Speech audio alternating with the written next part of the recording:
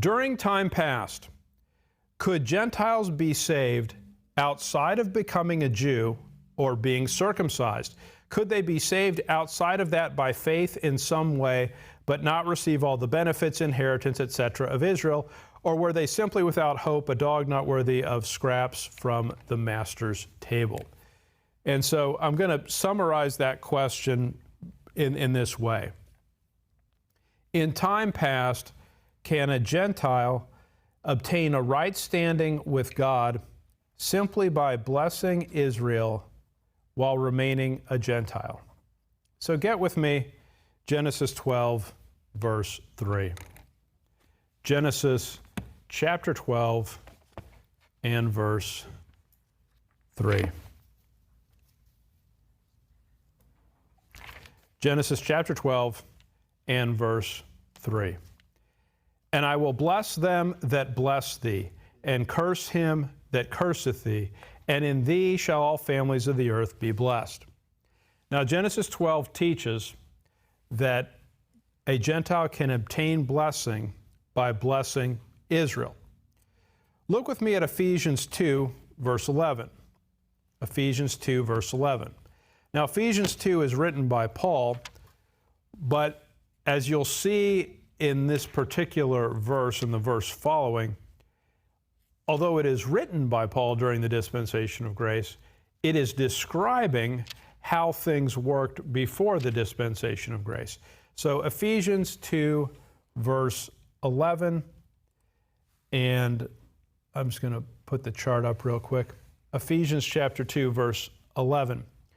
Wherefore remember that ye being in time past Gentiles in the flesh, who are called uncircumcision, by that which is called the circumcision in the flesh made by hands.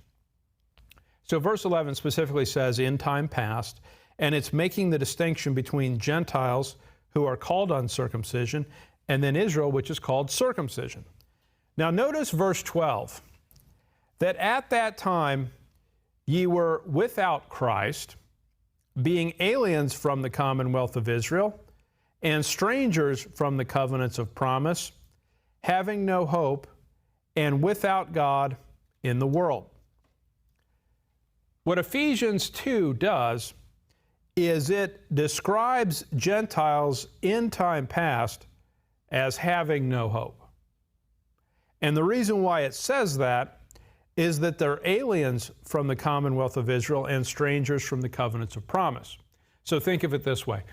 If in time past what God did is He made a covenant with Israel, and that covenant provided blessings for them, but if God made that covenant exclusively with Israel, then what happens if you're not part of Israel?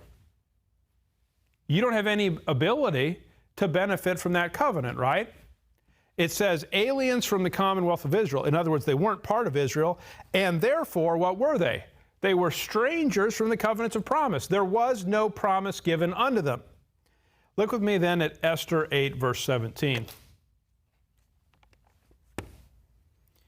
Esther 8 and verse 17. Esther chapter 8 and verse 17. And in every province and in every city, whithersoever the king's commandment and his decree came, the Jews had joy and gladness, a feast and a good day. And many of the people of the land became Jews, for the fear of the Jews fell upon them.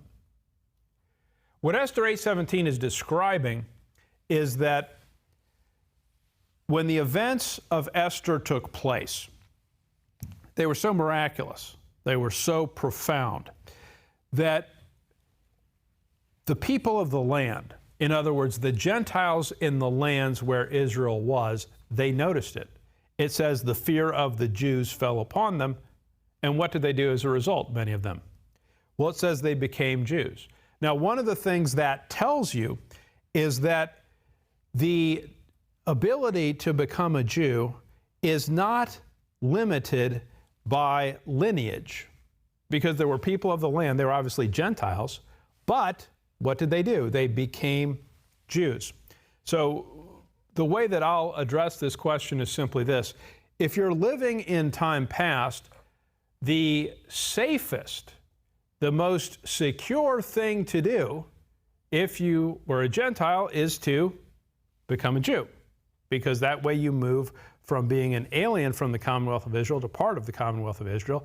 You then can partake of the covenants of promise, and under Esther 8:17, you can become a Jew, and it seems to me that that would be the safest thing to do.